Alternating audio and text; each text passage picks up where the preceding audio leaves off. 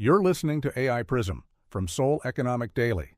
If you hold EWI or Korean semiconductor stocks, the last 48 hours just showed how fragile this rally can get. It's Thursday, June 25th.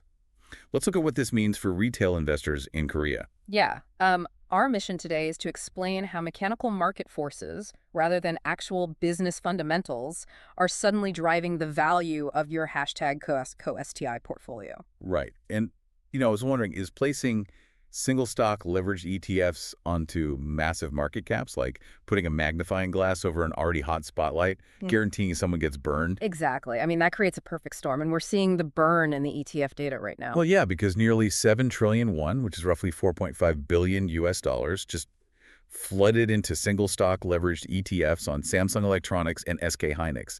That was in under a month. Right. It's a massive inflow, and that turned both names into these huge volatility amplifiers that actually reached global markets. Wow, so I guess that completely explains why Samsung Electronics and SK Hynix plunged more than 12% in a single session. Yeah, exactly. It triggers this wave of forced liquidations. Retail investors basically push the daily average forced liquidation amount at 10 major Korean brokerages to 37.4 billion won. Which is, what, approximately 24 million US dollars? Just a daily average? Yeah, every single day. The brokers are just mechanically selling off shares because the leverage requirements aren't met. But wait, what about the institutional side? I mean, aren't pension funds supposed to be the stabilizing force here? You'd think so, but no. Actually, 2.3 trillion won, approximately 1.5 billion US dollars, was offloaded by pension funds in June. Wait, so they're selling too? Yeah, it marks a 5-year monthly net selling record, and it's totally driven by mechanical rebalancing.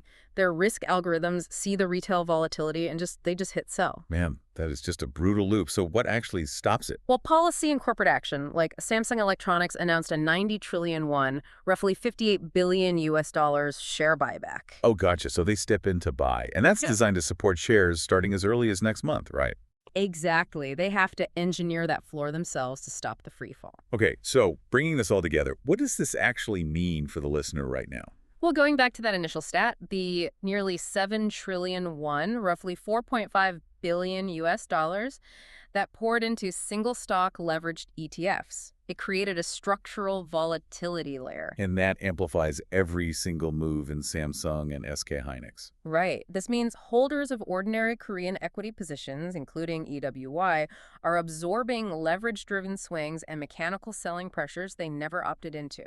That is wild. So when does that pressure actually clear out? Technical selling pressure will only clear when the daily forced liquidation figure falls back toward last year's baseline. Which is roughly 10 billion won, or approximately 6.5 million US dollars. You got it. Once we hit that, things might finally stabilize. It really makes you wonder, if domestic retail sentiment is now so heavily tied to this dangerous loop of leverage, will SK Hynix's upcoming listing on the NASDAQ Q shift that magnifying glass away from Seoul and hand the spotlight and the volatility entirely over to Wall Street? That's today's AI Prism, Retail Investors. This episode was produced with AI assistance based on Seoul Economic Daily reporting and reviewed by a human editor. AI Prism is a One Eye for award-winning series. We'll be back tomorrow. You've been listening to AI Prism from Seoul Economic Daily.